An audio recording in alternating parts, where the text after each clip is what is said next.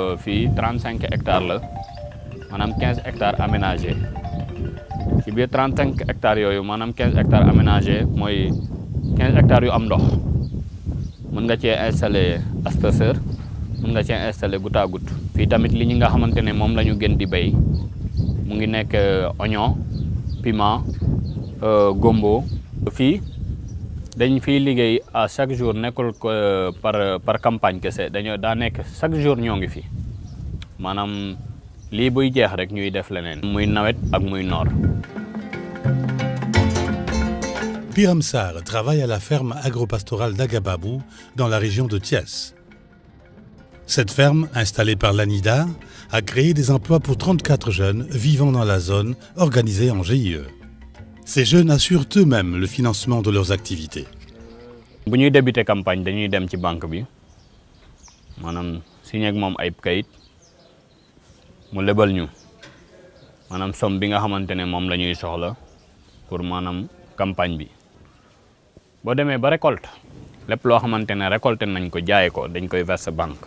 aussi tamit am nañ fi compte boo xamante ne ñu ngi koy wax compte amortissement pour en cas leneen lu fi war a yàqu. Grâce aux différentes spéculations horticoles et à la production de lait, Biram et ses amis arrivent à dégager des marges bénéficiaires confortables. année boobu li nga xamante ne moom lañ liggéeyoon yëpp mu ngi nekkoon 36 millions.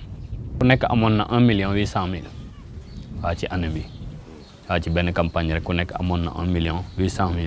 lu toll nii ku la ko installé ne la kaay nga ñàkk jëriñu baax na tamit nga ciy def loo xamante ne keneen bu ñëwee na fekk loo xamante ne yow mi fi nekkoon ni donte sa doole mënul nga def lépp tamit yaa ngi doon def ab tuut bu ñëwee mun a roy ci loolu ndax lii njëriñ la boo xamante ne kenn waru ko bàyyi mukk mu dem ci suuf.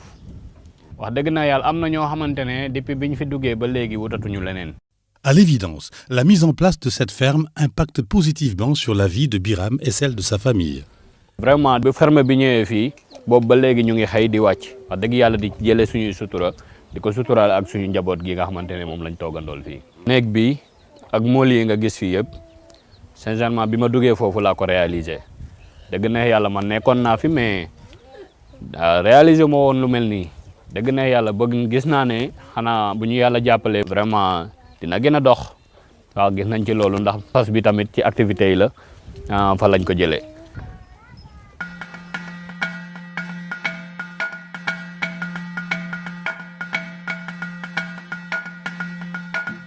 Des fermes comme celle-ci, l'ANIDA en a déjà érigé 104 avec à la clé quelques 10 000 emplois.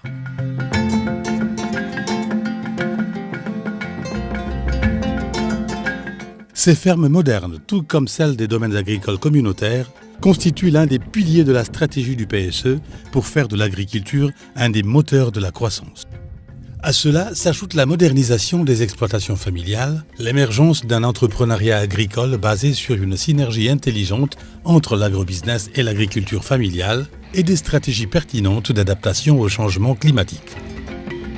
Pour atteindre ces objectifs, le gouvernement mise sur la maîtrise de l'eau, le renforcement du niveau d'équipement des producteurs et du capital semencier, ainsi que l'appui à une meilleure organisation des filières dans toutes les phases, depuis la production jusqu'à la commercialisation, et enfin l'attraction d'investissements privés socialement responsables.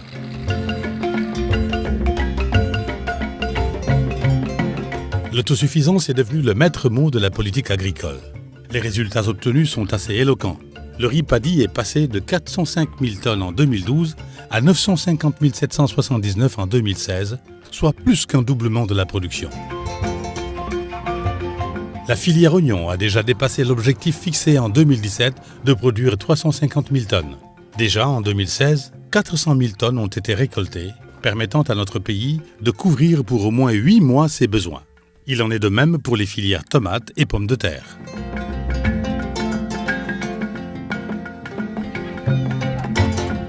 En 92 ba léegi man maa ngi fi déplacé wu ma benn année am na ñoo xam ni dëkk bi genn wàll gépp dem nañu si gaal yi Espagne am na ñoo xam ni ñu ngi Dakar am na ñoo xam ñu ngi woon Mauritanie bi ñu demee ba nga xam ne nag OLAC dugg na moto pompe yi commencé ñëw ñuy gas ay canal di teg ay moto pompe dégg nga boobu ñu ngi doon def 50 hectares par année dégg nga bi OLAC duggee ñuy continuer si noonu di continuer si noonu ba fi may waxanteeg yow nii ah ñoo ngi si 2000 hectares yoo xam ni ñu ngi koy liggéey si lac bi.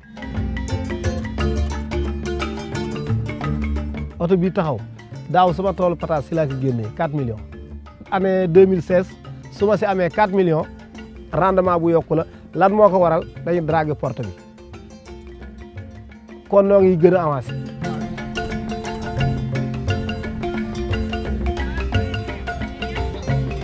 léegi ñi woon Espagne ñu ngi daw di ñëw ñi woon Mauritanie daw nañu ñëw fi may waxanteeg yow nii bare na moodu yoo xam ni dellootuñu ñu ngi bay ñu ngi si pataas bi ñu ngi si ñambi ji. Au total, les filières horticoles se portent bien. La production a atteint 1 206 000 tonnes en 2016, dont plus de 88 000 tonnes à l'exportation, notamment la mangue, les haricots et les tomates cerises. Le projet pour le développement inclusif et durable de l'agrobusiness au Sénégal, PEDIDAS, prévu dans la cuvette du Ngalam et la zone du lac de Guiers, permettra l'irrigation de l'aménagement de 10 000 hectares pour 100 000 tonnes de produits horticoles à exporter et la création de 10 000 emplois. La culture de l'arachide, elle aussi, est relancée. De 527 000 tonnes en 2012, la production a atteint 1 million de tonnes en 2015 et 960 000 tonnes en 2016. Non seulement les prix aux producteurs ont connu des niveaux jamais égalés, mais de réelles perspectives s'ouvrent pour le secteur avec l'ouverture sur les marchés extérieurs comme la Chine et une forte demande des industries. Du reste, la Sonacos, reprise en main par l'État, a redémarré ses activités sur 4 de ses sites et 3 unités industrielles privées sont en pleine activité. Aujourd'hui, un accent particulier est mis sur l'autosuffisance en riz à travers la riziculture irriguée et pluviale. En fait, le volet agricole du PSE, décliné dans le programme de relance et d'accélération de la cadence de l'agriculture au Sénégal, PRACAS, s'inscrit résolument dans une dynamique d'accélération des performances et des rendements. bu njëkk bi ñun dañu doon jógee fi ak waa Sodagri ñu jógee fi dem ba Guinée wala Gambie ut foofu matériel yàlla def na matériel ñëw na usine bi nekkoon fii dafa tojoon léegi am nañu usine ren la ñu ko defar boobu fu mu nekk ni commencé na wol ceeb bi am nañu matériel am na parcelles yi nga xam ne def nañu ko réhabilitation am na lag lu des mais ñun daal depuis 2012 ba tey lu ñu am fii yàlla rek moo xam fu mu toll parce que am na paysans yu bari yi nga xam ne dañoo dawoon fii ñëw nañu am nañ suñu doom yi nga xam ne xale yu góor yi nga xam ne dañu doon jóge fii dem bitim réew léegi suñu organisation yi commission yi yëpp xale yu góor yi ñoo nekk foofu. Rien que dans la vallée du fleuve Sénégal, zone stratégique pour la riziculture, différents projets et programmes en cours sont évalués à plus de 170 milliards de francs CFA. Plus de 31 000 hectares de terre ont été aménagés, réhabilités ou réfectionnés. Le parc de matériel agricole et d'irrigation a été modernisé et renforcé avec 800 tracteurs, 50 moissonneuses-batteuses, 65 batteuses à riz, 1000 groupes motopompes subventionnés à hauteur de 60% par l'État. 8 stations de pompage, 18 petites unités installées et le quasi-doublement des capacités de stockage avec la construction de plus d'une centaine de magasins. maa ngi jiite producteurs yoo xam ne ñu ngi dem 320 producteurs góor ak jigéen sunu surface mi ngi nekk 272 hectares xam nga fii tey amoo problème conservation padi amoo problème parce que am na magasin capacité 1500 tonnes tey lu kenn ci produit ci ceeb am na fu ma ko def.